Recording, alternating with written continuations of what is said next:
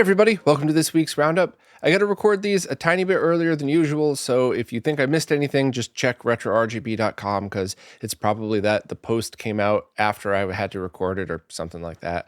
Or if not, then I just wasted 20 seconds of everybody's time. But let's jump in and see what we got this week. First up, last month I had talked about a previously unreleased shooter for the Mega Drive that had been completed and was open for pre-orders, but in Japan only for only Japanese Mega Drives, and it looks like Retrobit has gotten involved and is now doing worldwide distribution of the same exact game. So that's pretty big news for anybody in PAL territories, as it's going to be compatible with both, or at least the Retrobit version. However, it's also just easier for everybody else around the world because you don't need to figure out ways to have your Mega Drive game work on Genesis if you're in North America or something like that. So the price is about $55 for the pre-orders. The pre-orders will stay open until mid-February, and they're scheduled to arrive at customers in May. There's UK, US, and German sellers as well. I think there might be others, but I highlighted the stores that I work with and trust. So if you need any of those, or if you were looking to pick one of those up, definitely check this one out. For me personally, I thought it looked like a really cool game, and I was pretty interested in it, but I was much less interested in the Mega Drive, the Japanese Mega Drive only version. So this was one of those things where now that I see it's available and it's going to be in a brand new Genesis cart, then I think it's going to be pretty cool for a lot of other people, and I might even pick this one up. So check out the announcement trailer for more info, and also I have links to the original post if you want the history of the game, what the game is, and all of that other stuff. But essentially, it's just a side-scrolling shooter with, I believe, 6 different levels, and it originated as an arcade game, but then it got upgraded with a new soundtrack and everything. I don't want to repeat myself to bore everybody to death who sat through the last podcast, but it looks very cool, and it's certainly something I'd be interested in trying out. A couple of weeks ago, I talked about the do-it-yourself Mr. Handheld that Ken from What's Ken Making had showed off, and he had a video released on it, and it just looked like a really awesome way to take that QM Tech version of the DE10 Nano and make it into a portable Mister. And Ken was able to put together a step-by-step how-to guide if you want to build it exactly the same way that he did, which is certainly very handy for anybody who wants to get into projects like this. And while it's certainly not everybody listening, I guarantee there's a handful of people at least who are going to go, oh yeah, this is right up my alley. I've already made, portabilized versions of other stuff. This is going to be perfect. But as exciting as this is, I do also want to see other people maybe jump in and help out with some of the stuff that could make it easier. Ken warns right in the second paragraph, this build isn't for the faint of heart. It requires some board cutting, trace soldering, and careful wiring to bring the Mister experience into the palms of your hands. So much like a lot of the other stuff that we've seen in the handheld scene, that always starts out this way, a handheld mesh of wires, which I'll talk about that a little more later on in the podcast. There have been amazing people that stepped up and made brand new PCBs to kind of help with this stuff. So if you're into that and you want a portable Mister, maybe check out Ken's videos, both this one and the original, and kind of just see if there's anything you could contribute to, or it's an open source project, so you could certainly put your spin on it as well if you want. But I just am excited to see this out there because I just think there's a lot of people that would really enjoy a portable Mister. So thanks, Ken. Pre-orders are now open for a vinyl version of the Super Nintendo Super Mario World soundtrack, and it also includes music from Super Mario 1 and Super Mario 3. And it's kind of interesting because the pre-orders are only open at 2 different Japanese stores and then 1 EU seller as well, but nothing in North America, which leads me to believe that there's got to be some other way to get it here other than importing them. I don't know if there's just already a deal with Amazon or something. I'm guessing, by the way, I have no idea, but Crystal and I both kind of tried to research this and find where you could buy this, and we couldn't find anything other than the Japanese and EU seller. So this is one of those things that if you're a fan of video game soundtracks, definitely keep your eyes on this. The scheduled release is April 30th of this year. So if you're kind of on the fence about picking it up, you might want to grab it just in case it doesn't end up in any other sellers. Obviously, if you're in the EU, that's not a big deal. It's an easy one for you. But anybody in North America, you might want to just kind of hedge your bets and see what do you think is the best way to go about doing this. Just import the cool Japanese version or wait to see if there's a North American version. But as always, if I have made a mistake or if I missed anything, please let me know in the comments. Just please don't put links because YouTube will just delete the comment and it won't even show up in my held for review bin. It's just gone, and it's not something I would remove, so you would have to spell it out like, yes, go to this store and search for this thing, and you just can't put any URLs in there. So sorry about that. I do think it's probably for the best anyway, because if they did allow just random links all the time, it would just be spam and Binance and all the crap that you normally see everywhere else. So sorry about that, but hopefully it could come to North America as well, because I know a whole bunch of people that would be interested in this. I absolutely love Super Mario World. It's my personal favorite Super Mario game, even though there's a lot of really amazing ones, but it's got a cool and catchy soundtrack as well. Some big news for owners of most original MemCardPros. There's a whole bunch of new features being added to it, as well as being able to use it on PlayStation 2s, which was something the original MemCardPro wasn't able to do. Now, I'm going to start off with the bad news. Only the second revision of the MemCardPros could receive these features. The original cannot. It's just not possible. It's not something like 8-Bit Mods is not holding back the functionality, trying to get you to buy the new one, which was ridiculous to even think that, of course, because the new one's out and this functionality is coming for free to the originals. This is a hardware limitation. However, on top of that, if you have the original, you could get a 40% discount on the new models if you would like, which is pretty incredible, by the way. That's just, 8-Bit Mods does not have to offer that at all. The product is a couple of years old.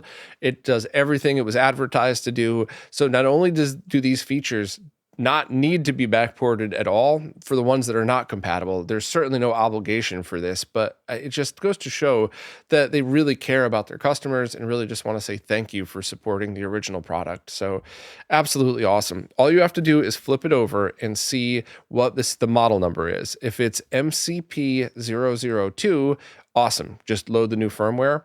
If you see MCP001, that's when you have to decide, do you just buy a new one? Do you get the discount? Do you not need to do anything at all? It's totally up to you. The only other thing to note is once you've performed this firmware update, you cannot downgrade. Now, I don't understand why you would want to downgrade to this after installing this one, but if you're somebody who likes to err on the side of caution, just wait a little bit, just in case, but it seems stable and it seems like it adds a lot of functionality. But now it is capable of functioning as a PlayStation 2 or PlayStation 1 memory card on all PlayStation 2 variants with 8 meg, 16 meg, 32 meg, 64 meg, and 128 megabyte memory card sizes supported. It supports the new MMCE OPL protocol to allow using the MemCardPro as a data source, which I don't want to get too much into this because there's a detailed video coming soon that shows everything you need to know. And it's also still in beta. So let's just say awesomeness is coming to this and the MemCardPro too. And we'll circle back around. Also cloud backups with Google Drive for both PS1 and PS2 saves. Template cards to allow you to use the VMC as a template for all newer ones, or a single VMC as a template. Custom boot card, free McBoot support, and a whole bunch of bug fixes and other stuff. So, there are obviously a few limitations. Check out Alex's post for all the details. But honestly, this is just one of those things that if you own one, upgrade to this firmware at some point. Wait till the next rev if you're nervous about upgrading to something where you can't downgrade. But this is, in my strong opinion, nothing but a love letter and a thank you to everybody who supported the original MemCardPro. It's a lot of work to backport stuff to a different platform like this, and they did it completely free without charging you, and are even giving you a discount on the hardware revisions that can't be updated. So absolute shout out to 8-Bit Mods and Rama and the team, and check out Alex's post for more details. Next up, Tito from Macho Nacho Productions recently released a video showing you how to make a Nintendo DS DMG.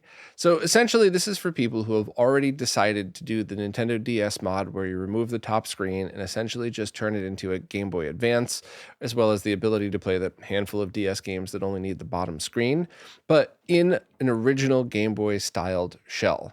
And it started out as an incredibly complicated mod with a gazillion wires to solder everywhere. And thanks to a couple of amazing modders, there's now just flex cables and much easier installation methods, as well as the ability to 3D print a back shell and a bunch of other stuff that Tito highlights very clearly in the video. And, this is one of those things where I'm certainly not trying to sell anybody on taking a DS and throwing out the top screen. This is really for people who already have decided that this is the path they want to go on and are trying to choose their form factor. And it could most likely be you have a dead top screen and a beat up, cracked DS. So this might just be a way to utilize parts you already own, or you could just be obsessed with the look and feel of the original DMG. Totally up to you, but this is just one of those things where if you enjoy watching modding videos, absolutely give this a watch. But also, if you've already decided that this type of mod is something you want to do, seriously consider this one because it looks awesome. It looks like a lot of fun, and it's something that, while I'm not the biggest handheld gamer, I'd love to be able to try it once or twice just to kind of experience it. So check out Tito's video for more info.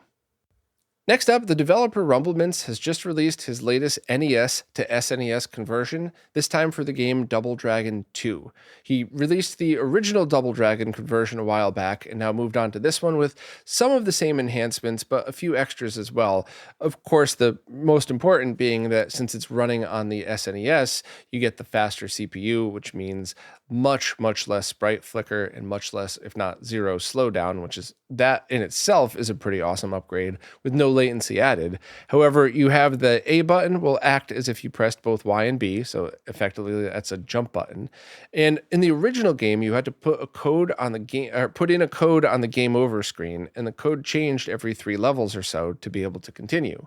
And this is no longer the case. You could always just continue if there's a game over, which I think is a pretty awesome upgrade because some of that original NES stuff really was meant to just lock you down just to try to squeeze more hours out of that one game that you bought. So, this is, I'm glad that that's one of the things that was fixed. But there's also, the game could now be completed on all difficulty levels. The title screen palettes have been updated.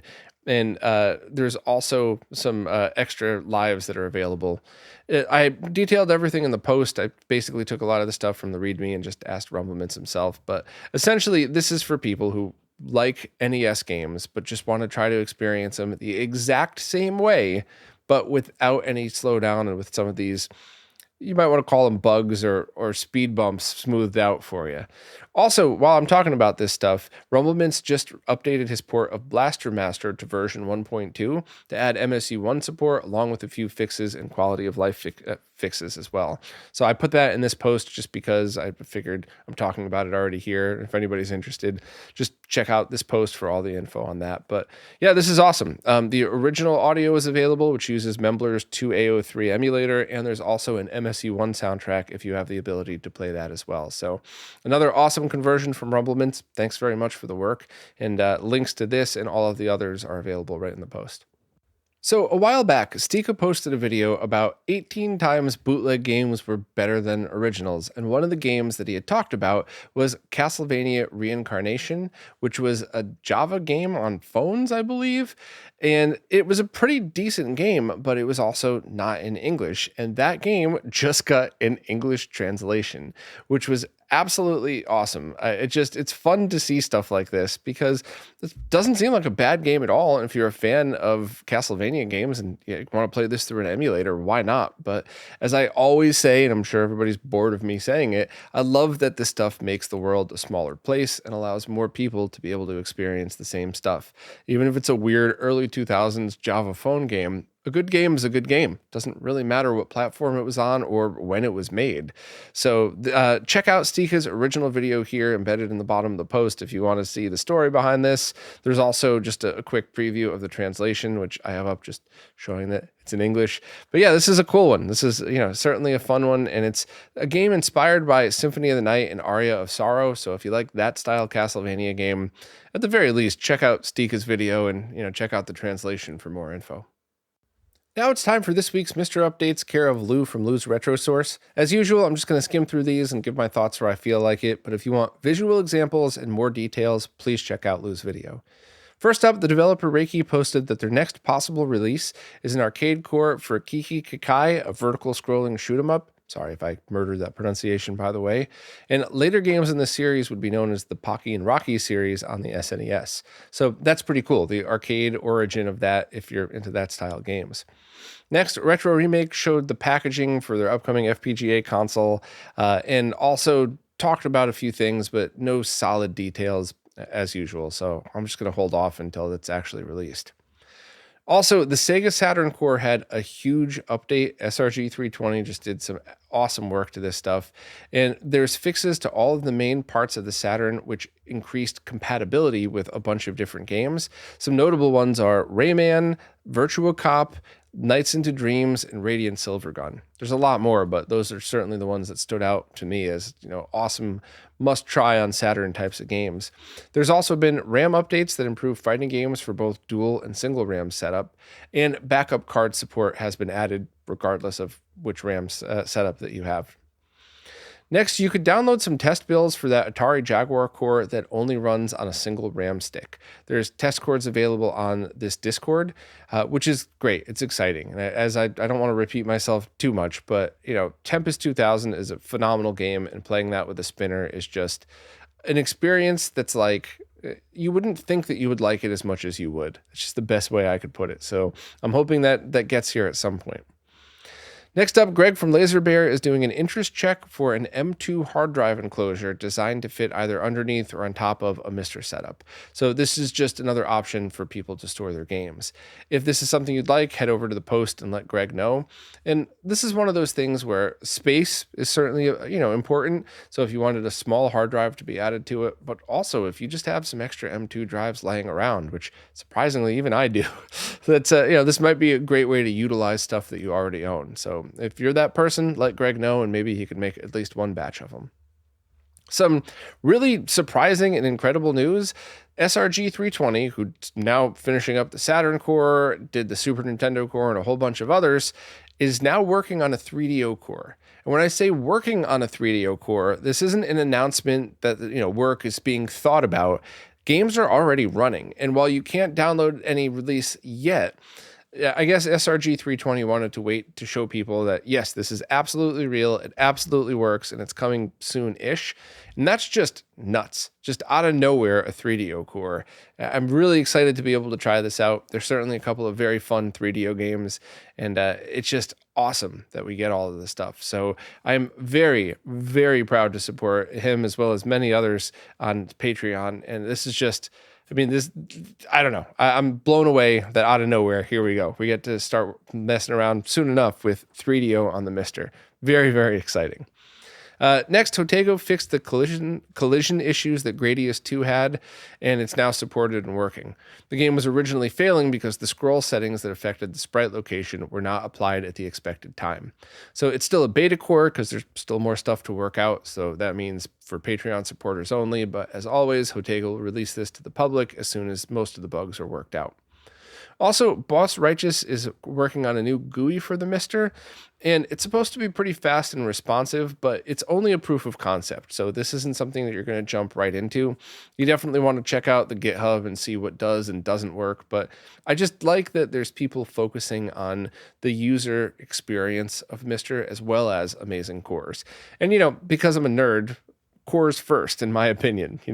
I think the focus of the main Mister team, just making sure that this is stable and accurate and awesome, I love that. But it's also really cool when other people throw their hats into this and try to make it look pretty as well. So thanks to Boss Righteous and the other projects as well that are that are working on different types of GUIs and interfaces for it. But anyway, as always, thanks so much to Lou for keeping up with all of this stuff. There's absolutely no way I could, and I'm really proud to support him on Patreon. And if you rely on this Mr. News as much as I do, consider supporting as well. This Saturday at 3 p.m. New York City time, Arthremis will start selling the SVS, the Scalable Video Switch.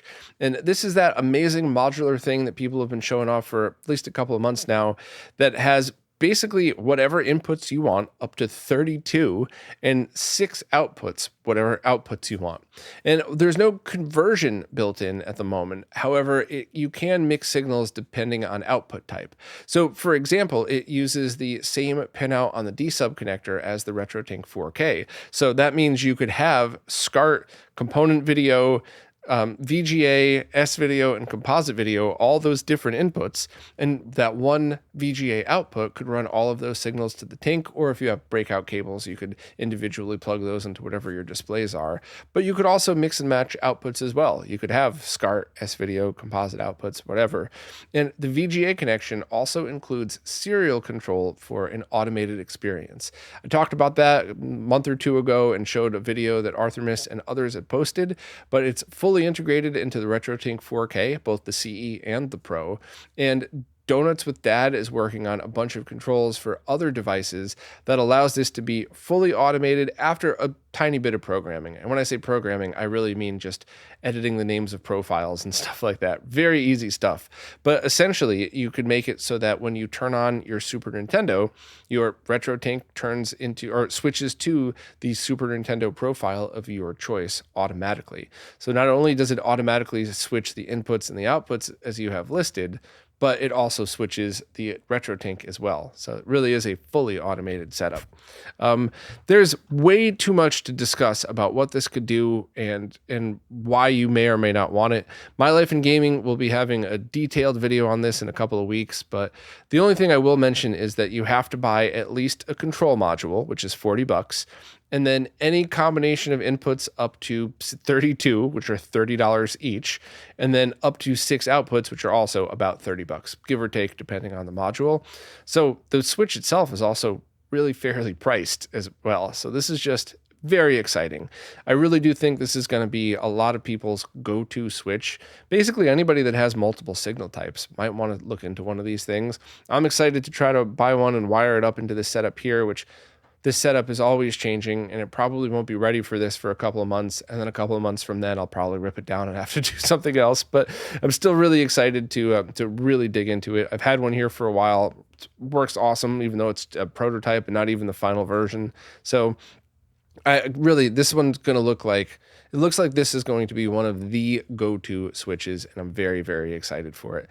The only other thing to mention is those Kaitor locks for your SCART braces will fit on this. So if you're afraid of the SCART cable backing out, you could put it right over that and have it locked right to the SCART modules, which is another very cool bonus. So check out the post, but more importantly, the product page, just scalablevideoswitch.com for more info.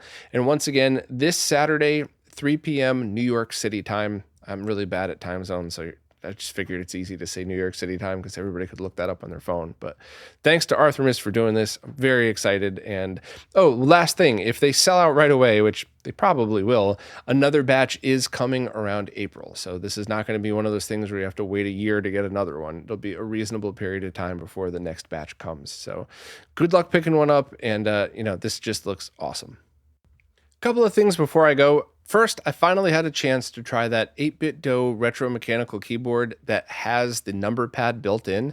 I'd actually never tried any of the previous versions because I just wasn't interested at all without a number pad, and I absolutely loved it. It really surprised me for a couple of reasons. First, for a long time now, I've basically just been using a laptop style keyboard because for a long time, I was going back and forth between a laptop and a desktop, and it was really hard for me to adjust to the different key styles just on the fly like that. Well, apparently, whatever keyboard I was using was junk because it was really easy to flip-flop between this keyboard and the 8BitDo one. It was super comfortable. I found myself typing equally as fast, even though there's more of a throw to pressing those keys than there are these chiclet-style keyboards. And it was very impressive. It also has one of those dials that you could switch between wired 2.4 gigahertz RF and Bluetooth connectivity. And it's got in the bottom, it has the connection for the USB wireless port. So that means you could have it hooked up to multiple things, which could come in handy if you just want one keyboard for multiple stuff. Maybe you have a scenario like you have it connected to your Mister via wireless RF, but you have it connected to your PC via Bluetooth. So you could just switch the dial. It's got a couple of macro keys built into it and also comes with 2 big red buttons that look like NES A and B buttons that you could program to do whatever you want as well, which might be nice for a million reasons. And I don't know, I really liked it. The only thing I didn't like about it is it was so loud that there's no way I could shoot these videos with it. These weekly videos between every section, I either click on my mouse or I hit the space bar to stop and start these things. So you would hear a loud audible clunk between every one of these. So I just figured a friend of mine wanted one, so I just passed it on to him and was really appreciative that I got to try it out at least. Funny, after I'd already shipped it out, a buddy of mine sent me a link to Kali micro switches that are near silent. So you could have actually, or I could have actually had this thing and had it make a lot less noise, but I liked the sound. I think if I personally had a dedicated retro Mister setup, I would absolutely buy this one. Maybe some people might prefer the one without the number pad, but it just wouldn't feel like an OG keyboard unless it had that built in.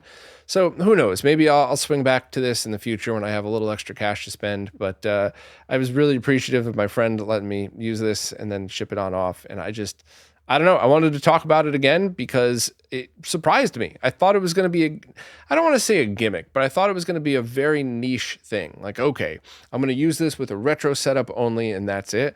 But I could easily use this thing every day other than the noise and be fine. And, the noise, the other thing I wanted to mention that, not to harp on it, but it's not just for creators. If you and somebody else who you live with both work at home, hearing clunk, clunk, clunk, clunk all day long, might drive them a little crazy. So the noise sounds great. It's a satisfying click, but if you're not working in an environment where that's going to fly, then skip this one or look into the Kali micro switches that you could swap them out with. But yeah, I was very impressed, very surprised and impressed at how good this was and highly recommend it. So the link to my little unboxing YouTube short is in the description.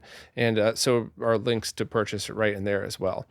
Also, totally random. Do YouTube Shorts come out in 4K 120? Because I recorded it with the newer iPhone that can do that, and I was kind of wondering, are there people out there watching this on their phones and are actually getting it in 4K 120?